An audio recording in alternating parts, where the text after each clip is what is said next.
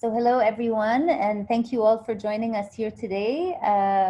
This is a session dedicated to Generation Z, and we, as she is Arab, just to give you a quick brief about what we do, we are addressing the issue of underrepresentation of Arab women in business leadership and at speaking events. Today's webinar is focused on Generation Z, Generation Z, or the Zoomers. And now I think all of us are Zoomers now because, you know, everyone's on Zoom these days. In collaboration with Level-Up, the awesome Haneen Asfour. Haneen is also a member of She is Arab, and we're very proud to have her as a member. She is still a university student, but she's a phenomenal public speaker. She's already done a TEDx talk.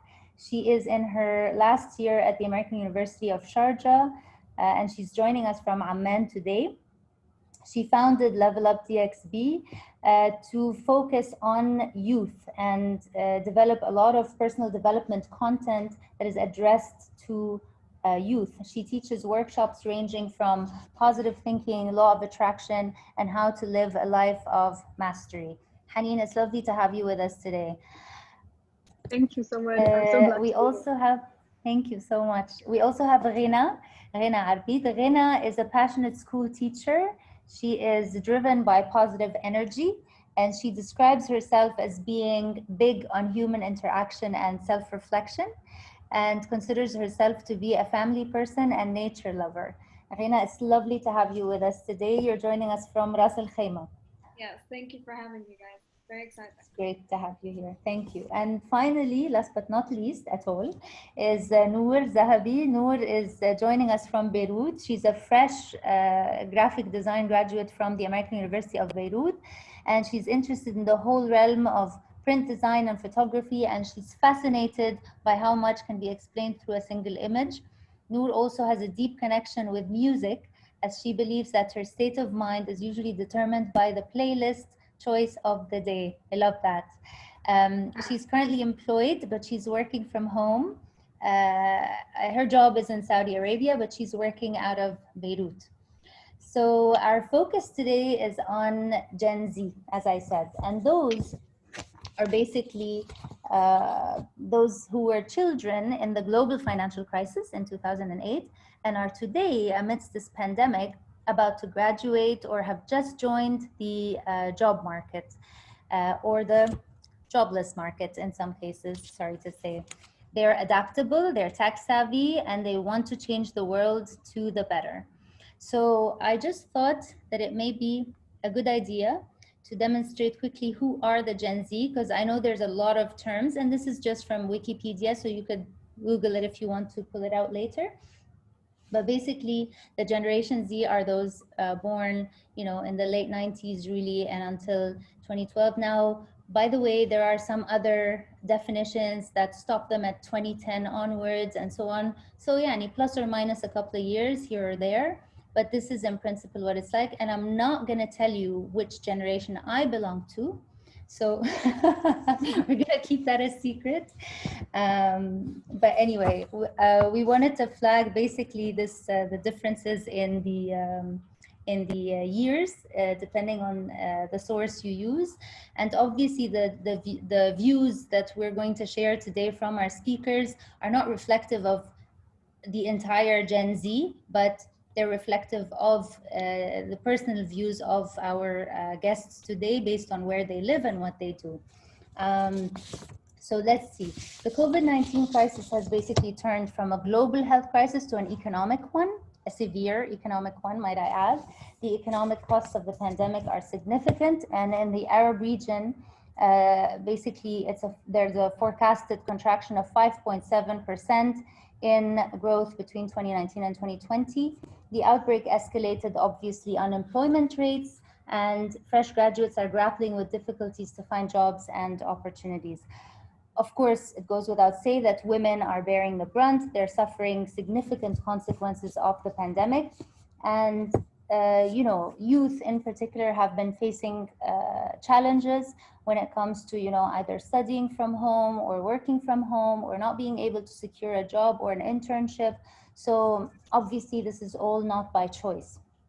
But despite these challenges, and just before I go, this is also another figure that I wanted to share with you from the Pew Research Center, which basically reported that the GenZ'ers are either them or someone in their household had lost a job.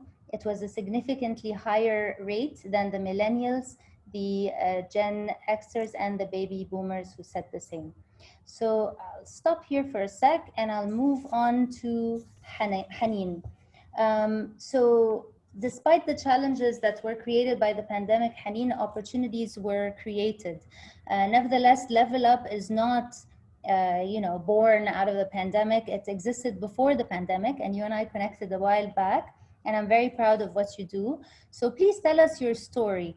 Tell us about Level Up, how it all began, and then tell us about what's happening with you nowadays with university and all.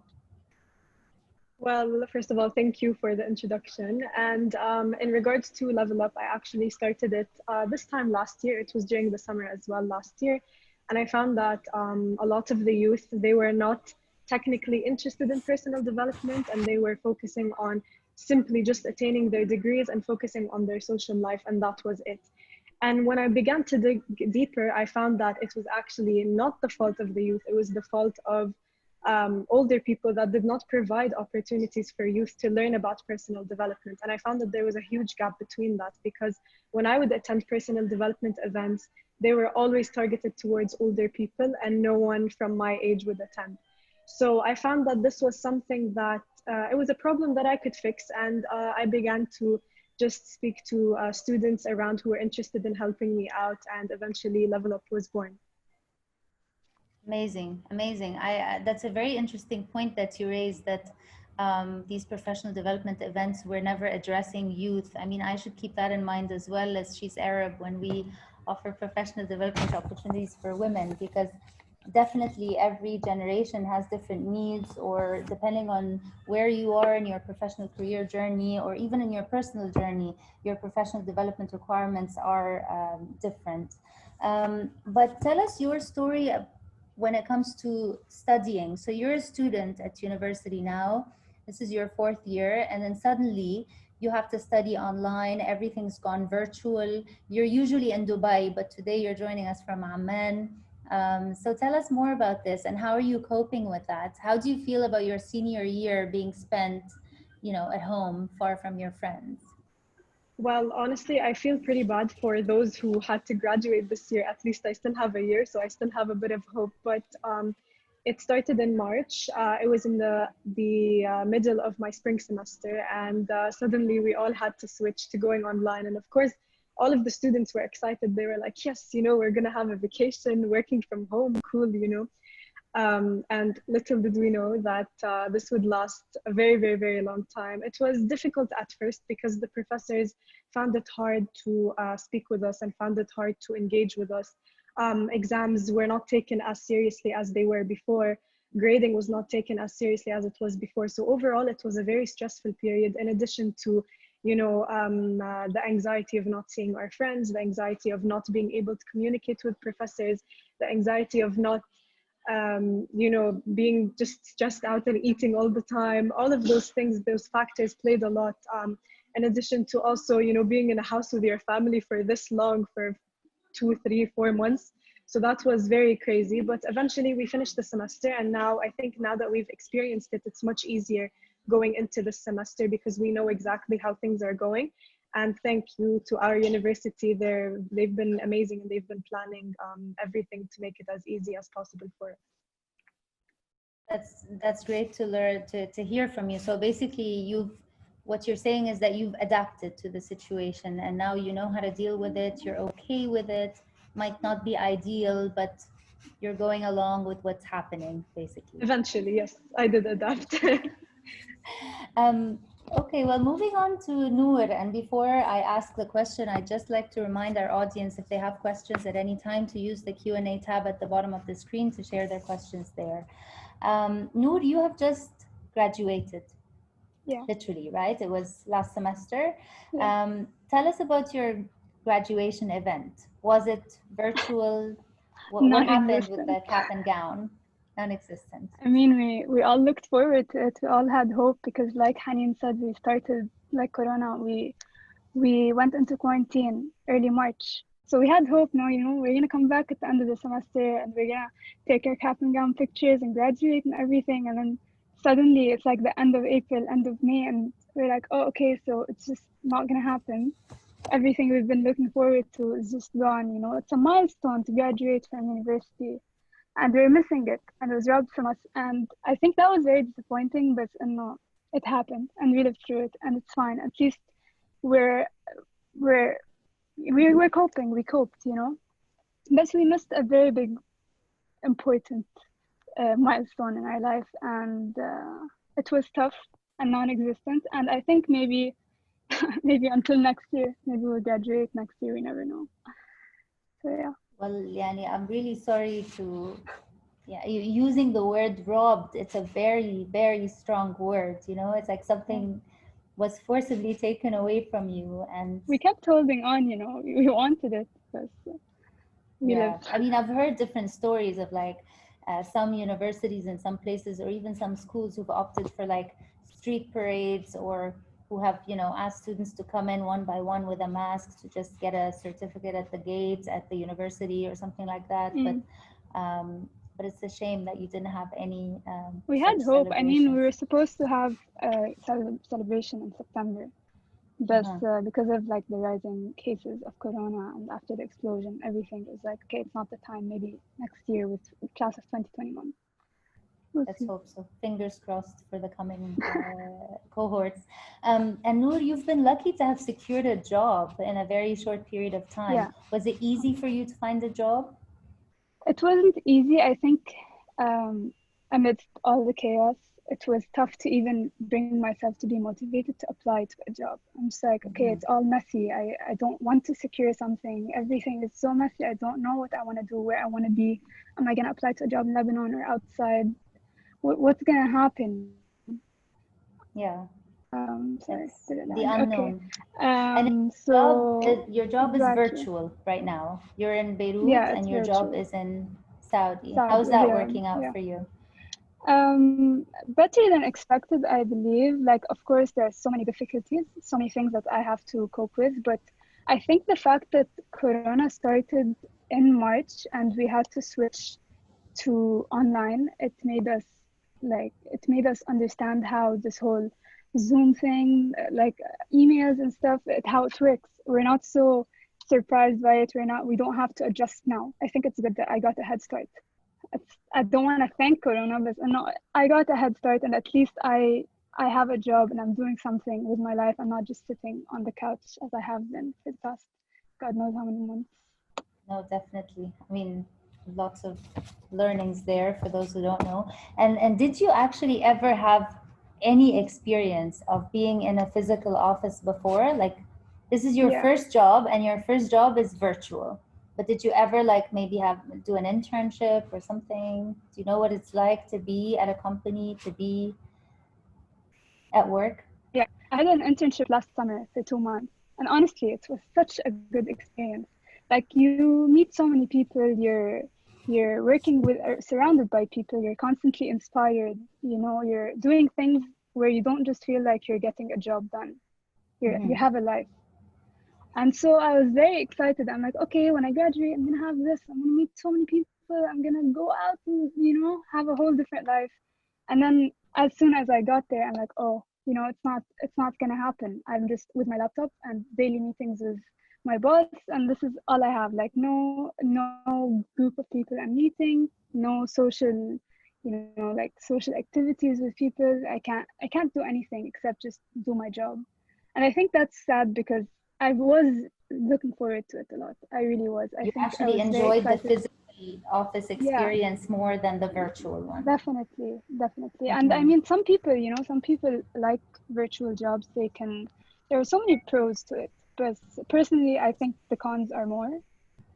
There's so much that I don't like about being at home when I work.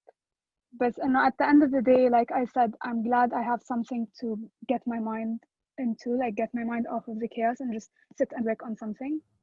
for a few, Makes like for a sense. lot of hours of the day, you know, and it's too much to just not do anything. And I'm lucky, alhamdulillah, to No, have a job. Taban, you are lucky. I mean, well, congratulations and good luck with your job.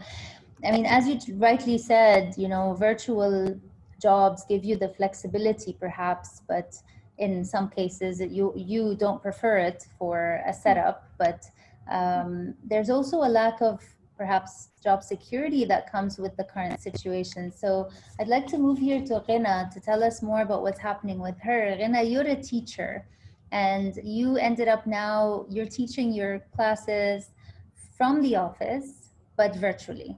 Tell Yeah. us more about this setup. Okay.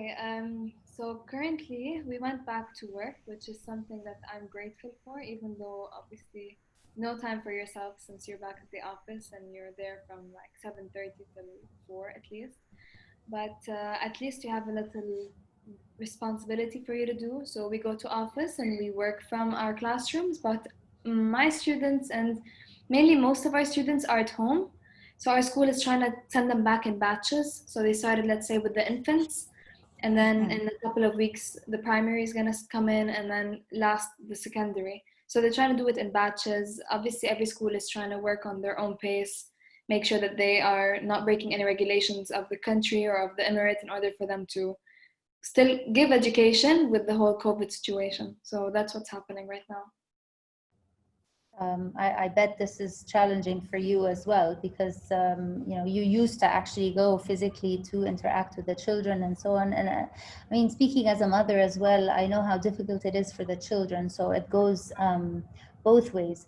But again, like the Nobel Prize-winning economist Paul Romer said, a crisis is a terrible thing to waste. So there were opportunities for youth to find, you know, remote gig opportunities and in some instances full-time work opportunities like Noor did, perhaps enroll in a course, learn new skills. So some youth are adapting, but others are struggling. So Haneen, I've been following the work that Level Up has been doing, and you've been delivering a lot of like sessions, inspirational talks with, you know, mental health specialists or wellness specialists and so on. Why were you doing that? Like, why the focus on mental health? And is it something that youth are struggling with majorly these days? I mean, the focus in a lot of the sessions that I attended wasn't on the youth, but rather on, you know, adults or the older generation workers or employees who've lost their jobs or are now working from home and have children and so on. But I've never listened to the youth perspective. So could you share this one with us?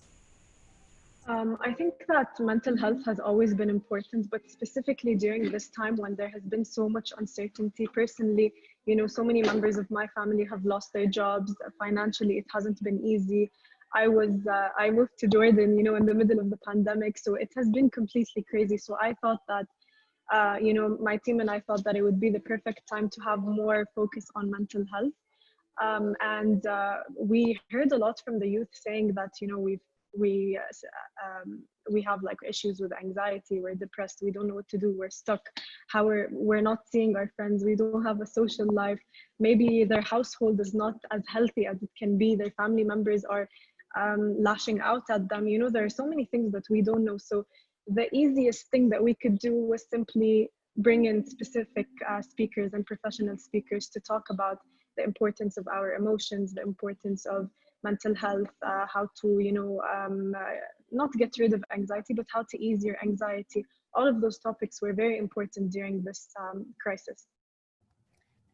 And has the crisis helped you? Was it an opportunity for you to grow, Level Up as an initiative, your followership on social media? Was there like an upside to the pandemic when it comes to your initiative?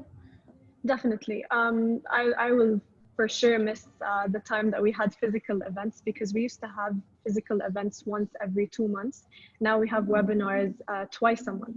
So we've definitely become more active. It's been much easier for us to organize events. However, we'll always miss that interaction, that one-on-one, you know, getting to meet people, having the speakers physically talk to people, taking pictures, having a snack together. Those are the things that we'll definitely miss. However, we learned how to adapt both personally and professionally. So it has been pretty good so far. I bet we all miss that. And how has it affected, you mentioned briefly how you felt about it, but how has it affected your personal mindset? What have you done to address these stresses and these new struggles? I think that the opportunity that COVID has brought us is the fact that we have more time. So I've been unleashing new talents, and I've been learning how to bake sometimes, help my mom out in the house, stuff like that. So I've been more active in terms of taking courses outside of university, more active in terms of organizing workshops. So I've been doing a lot that I wouldn't have been able to do pre-COVID. So I think those are the ways that I've been, unleashing my potential during this time.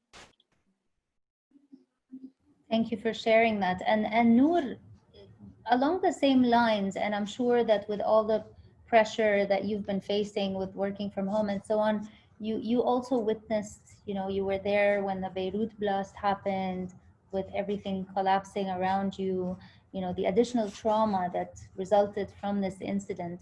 How has this affected you? If you can reflect a little bit on that and tell us how you're also coping in terms of your own personal mindset. It was definitely the most traumatic experience I've ever been through. And it was very hard to get myself to focus. I was always having a fragmented attention span. I would always focus for a good 2 minutes, then I think about 10 other things. I'm always on Instagram. I'm rewatching the videos. I'm seeing what happened to the people. It was very horrible. Like you're just sucked into a very dark hole. And so the blast happened on August 4th, and I started my job August 9th. So I had to pull myself together. I had to figure out a way to not underperform. I couldn't risk underperforming because I'm being tested. You just started a new job. You can't show that you're not focusing, you're not doing well. And I just, I had to put everything aside. I stopped opening Instagram. I stopped doing that, and I had to focus on one thing. I think that helped me. Having a job really helped me cope with everything that happened, because I no longer had something to just sit and watch videos or watch the news or whatever it was. I had something to take my mind off of the chaos that's happening. And on top of that, I think because of Corona and the blast that happened, I needed more things to keep my mind off of the chaos. So after work, what would I do? What can I do? I can't go out, so I'm still at home. So I could watch the news. I could rethink about everything. So I think a good way to cope was to take some online courses, to do some art, do things I didn't usually have the time to do, things that I used to think, oh, I have something better to do, or I don't have time for this, or whatever. Like now I can watch webinars, I can read more books, I can do more art, I can do so many things that I never had the time to do. And I think unconsciously, okay, I was conscious enough to do these things, but unconsciously, my brain kind of relaxed. I'm like, okay, I can do other things, I can think about other things. And I think I would say it was a healthy way to cope. So. Very interesting perspective, and it makes a lot of sense. And I guess there was a lot going on around you as well. I mean, Gen Z are well known to want to give back to the community and be engaged, make a difference. So could you maybe share a couple of initiatives that you or some of your friends were involved in? So a lot of my friends volunteered in cleaning up the rubble, cleaning up broken houses, the glass on the streets. They helped so many people who lost their homes, and some of my friends even started initiatives. They started collecting money so people could donate, and they could help certain families find a home, find a place to be, provide them with shelter, with clothes, with all that stuff. So the problem for me personally was that I didn't have time to go. I couldn't contribute because I had work. There was no I couldn't just leave work to go help out the people, and it was kind of annoying to not be with the people, to not help, and that would drag me down. I would always feel bad. I'm like, okay, alhamdulillah, I came out of this safely, but how can I contribute? How can I help? And it was tough, but I mean, at least I can help I can see my friends are helping. I can see I can help by donating. There's not a necessity to just be there physically. No, I So think this it everyone does what they're able to do. I don't think you should, feel very bad about it, because you were also going through this challenge of wanting to prove yourself at work. It's a new yeah. job. You're also stuck to your computer somehow between 9 to 6 or 9 to 5 probably. So I think it's totally understandable, and every person has a different role to play. You deal with issues differently, and you contribute whichever way you can, really. Um, and once I think this COVID pandemic is over, are you expected to move to Saudi Arabia for your job, or is the Yeah. expectation for the coming few months that it will continue to be virtual? I mean, it's they know that it's not in our hands, so they're open to me staying abroad until the airport opens. But when it does open, I believe I am expected to go back. I want to go back. I can't keep doing this virtual remote working. It's tougher than it is easy, you know. But yeah, I'd look forward to moving back definitely. Well, I mean, amidst a challenge or a pandemic like this, there must be a silver lining. There's always a silver lining. So let's talk about lessons learned and reflect on this silver lining now. Like there's a survey that was done by Self, which says that around 54% of people are actually starting a side hustle business. There's so much going on. As you said, some people are taking up new hobbies, baking, etc., whatever. But I would give an example that I believe now that the issue of mental health or talking about it is no longer taboo. It's fairly normal to discuss it. People are not ashamed or, feel very conscious or vulnerable when they talk about it. So there is a silver lining there. So I'd love to hear your reflections. Haneen, maybe you can start. I think that during this time, a lot of opportunities have come, as you said, including the whole mental health awareness. People have become more aware, not just this generation, but the previous generations. They've realized how important it is to take some time to yourself and how to care for yourself and such. In addition to businesses, a lot of new businesses have been born, especially within the youth. I've noticed a lot of my friends have started up their own jewelry businesses, any handmade things, creative design agencies. And it's very, very enthusiastic to see a lot of people, around the same age as me starting their own businesses.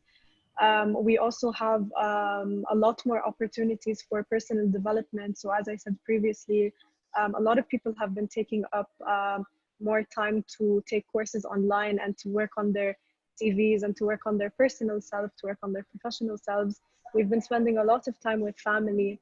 Actually, Haneen, sorry to interrupt you here, but a question just came in on that issue in particular, saying what areas of self-development do you see as missing for the youth? So what are areas you generally focus on perhaps in the sessions that you deliver? So generally we focus on confidence, definitely, on leadership, time management, productivity, and motivation. So those are the five most important things. Just because every single person needs to learn how to become more confident in order to take the next steps in order to become the people that they want to be.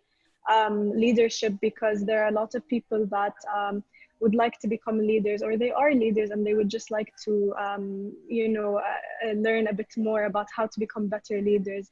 Productivity and motivation, of course, we all need to learn how to become a bit more disciplined in order to get things done. So there are lots of different soft skills that we focus on in different ways. What about Rina? What are your reflections? What's the silver lining from your perspective? Yeah. So for me to answer this, I want to throw it back to what happened with the beginning of the COVID situation in my senior class. So I teach secondary as well as primary. So my senior class, we're a very good bunch of kids, very smart, very bright. And suddenly one day we were at school, and the next day they're like, is this actually our last day? And I'm looking at them and I don't know what to say to them. So at that moment, I was like, okay, you know what, guys, even if it was, we don't know if we're coming back, let's just be present. And I think that's when the first lesson came through. It's just like, let's just be here now, because obviously last night there was nothing, and this morning when we might not come back to work anymore. So that was the first lesson I learned. And then and then I had to say bye to them online, and we had their online graduation. So Noor, I kind of don't know where you're coming from, but I saw where my students were coming from, and it was terrible. Like it was very sad. And I haven't seen them obviously since then. So the first lesson I learned is to truly be present. And even up till now with the COVID situation of us working today, us not knowing if we're going to work next week, I don't know if my students are going to come in. It's so uncertain. And you could say work by the day, I'm even working by the hour. So every hour something new, teaching on Teams, doing exams, it's all so new. And I think that we're doing a pretty good job with adapting. Like I personally didn't think I'd live through a pandemic. Like I was like, okay, you know what, maybe the next generation. I didn't think I was gonna go through it, but seeing how everyone is coping with it and trying to adapt, trying to make sure education is still moving on and people are getting educated even though we're at home or we're working from homes, it's great.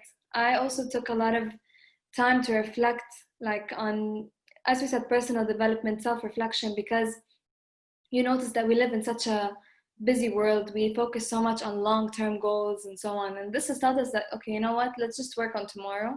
Obviously, we'll plan for the future, but let's just put more short-term goals, things that we can reach, things that we can feel good about ourselves for making it, for reaching, and then we'll move on. One last thing I'd say is it's so uncertain that it's so demotivating, but just keep holding on to some hope, you know? Maybe one day I'll see those students again, even though they're all starting off universities like Haneen, like online, but maybe one day we'll get to reunite. So I'm glad you're optimistic. I mean, I was gonna ask this question at the end, you know, is it an optimistic or a pessimistic outlook? So it looks like you're optimistic. What about Noor? Tell me what's the silver lining in your viewpoint? I'm optimistic. I'm definitely optimistic because like there are good days. Good days are gonna come back. I think the one thing, like Hannah said, we keep looking. I keep looking back at the time where everything was stable. Like I would like, because I know Hannah since high school. I would like always send her videos. Oh, look at this, look at that from high school.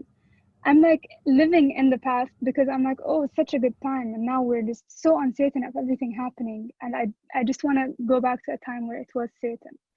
But I think, at the same time, life has been so chaotic recently.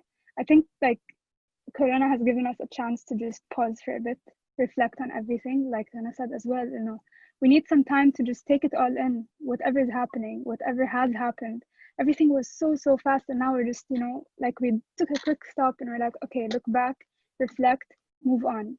We will move on. Akid, we will move on, and we'll have a better future. Because, come on, yani, as you guys mentioned, we will know how to plan things. We won't keep thinking about the very far future. We'll look at the near future. We'll look at what's coming close by, a few days, like you said, Kaman, and tomorrow, after tomorrow, next week. We don't know what's going to happen, but we're going to enjoy it up until it happens. We're going to make something good out of it. We can't keep, we can't keep going like, oh no, life's horrible. No, we can't do that. So you are optimistic after all. Kid, after all this time, I think the only way to move on is be optimistic. It's been, when it was April, we'd go like, oh my God, imagine it goes on to June. And now we're in September. Khalas. We're living with it. Yeah. But that's precisely why I really think that your generation is going to be labeled, generation resilient, because you've been through so much, like during this period of time, and like having witnessed also the financial crisis in your childhood. Like these are two major events in your lifetime, and you're still 20 or in your early 20s, it's like it's crazy. But if you don't mind, yes, I'd just like to add that I think, I'm not sure about everyone else, but my parents specifically, they used to tell me, stop being so spoiled. You haven't witnessed anything in your life. We went through so much, and our parents used to serve in the army and all of that stuff, and then now they're like, okay, never mind. So we've been through a lot. Also, I'd like to add on to Ghina's point. Definitely, I feel like we are the generation that has witnessed and has went through true flexibility. You know, we always say like on our resumes and on our CVs that, you know, employers are always looking for employees that are flexible. But I think this year has definitely defined the new term of flexibility, because we have went through so much to the point where, you know, we are completely flexible, very resilient. We're able to go through anything, I think. That's a fantastic addition from your side, and I fully agree. And I just wanted to also read out a comment that was sent from Marina, that teachers are doing an amazing job, Rina. So yeah, keep doing what you're doing. Honestly, the parents are doing a very good job. Like, if you don't mind, I want to share this. Today I was teaching third graders, and they're tiny. Like, you know, they're so small, and they barely get up to my knees usually when I see them in class. And it's so hard to teach such young kids, because education is all about human interaction. Like, okay, all of the jobs, it's so important to meet your clients face to face, or whatever you do, it's very important. But like, when you're trying to teach something to someone and you can't see the look on their face when you say the words, like you don't even know how it is. So I had a parent today who's helping out their kid. I can hear them sitting next to them, and then she started to tell him, like, she's saying that, she's explaining it to you, listen. So obviously it's a lot on the parents as well, especially with the young ones. Like, they're learning, we're trying to do our best from work, but at the same time, they're kids, their attention span is low, and they need this extra help. They need you to hold the pencil and tell them, okay, here, do this, do that, you know. So honestly, round of applause to the parents as well. They've been doing great, and the kids, they're coping greatly. I think this is their era, this technology thing. They're happy. I feel like they're a bit happy, but they miss school. They definitely miss school. Yes, definitely. I mean, they will be even more tech savvy than your generation. Like, they're starting way too soon. You know, my 5-year-old needs to be on an iPad and whatnot. But anyway, I think there are blessings in disguise. There's always a silver lining. The outlook seems positive from all three of you, so that's great. I think we should always be positive, and it all depends on the mindset. So like you rightly said, you know, we need to just think forward, we need to adapt to what's happening. And I think this is another way to describe this generation. You're adaptable, you're flexible, you're resilient, and the only way is forward and upward, like you said. So I don't know if any of you would like to add any final comments, or I don't currently have any questions from the floor, but if any questions, please send them through. If anybody has any final comments before we wrap up. Haneen, I'll start with you. I just think that honestly, we are just representing the generation. We're not, every person's experience is definitely different. So I'm glad that, you know, people joined and actually wanted to hear what we were saying. And also to those who are attending and are not part of Generation Z, obviously this has been difficult for you as well. So, you know, we all applaud you for staying strong during this time, and thank you for watching. Thank you so much, Haneen. Rina, would you like to go? Yeah, I'd like to say something to especially the people who feel like they've lost way more than they have ever gained during this period of time. Like, okay, everyone has lost a lot, but some people are trying to find, as you said, the silver linings in order for them to move on, because you need to be hopeful in such situations. But for the people who feel like, you know what, I'm not going to get employed, like I know Noor, for example, found a job, but so many of our friends who graduated still didn't. And I feel like it's so hard probably to be in their position, but honestly, like, just keep looking forward. Things will get better. And this changed so fast. Everything happened very fast. So just think the same way about the positive stuff. They can also come very fast. And thank you for having us. This was honestly great. Like, it's always good to talk about our experience, especially because personally, I haven't registered like since March to September. These months have, I don't know how they passed by, and I'm still registering everything that's happening, of course. So yeah. Oh, of course. And thank you for actually making the time to be with us today and to share your stories and journeys with us. Noor, do you have any final comments from your side? I do. I have one thing I want to mention. I think personally, and alongside a lot of my friends, we've had a conversation that we feel bad that we're not productive during this time. We feel like, okay, this is like we have so much time on our hands, yet we're not doing anything. Like there are a lot of days that pass where we just sit and we don't do anything, or we just binge a show. And I think it's fair to say that it's fine. It's fine to just not be productive. We're not expected to be. We're living through a time that we didn't expect to live through. We've never been through anything like this. It's very important to understand that, you're coping, and coping doesn't happen in a day or two. At some point, okay, you're gonna live with it and you're gonna be productive. But when you have days where you feel like you haven't accomplished much, it's fine. At least you're living through what you're living through. It's hard enough to live through it, in my opinion. So yeah, it's fine. Don't beat yourself up over not being productive enough. Yeah, I think honestly, this is a great, please, Arina, go ahead. I'd like to add one thing to that.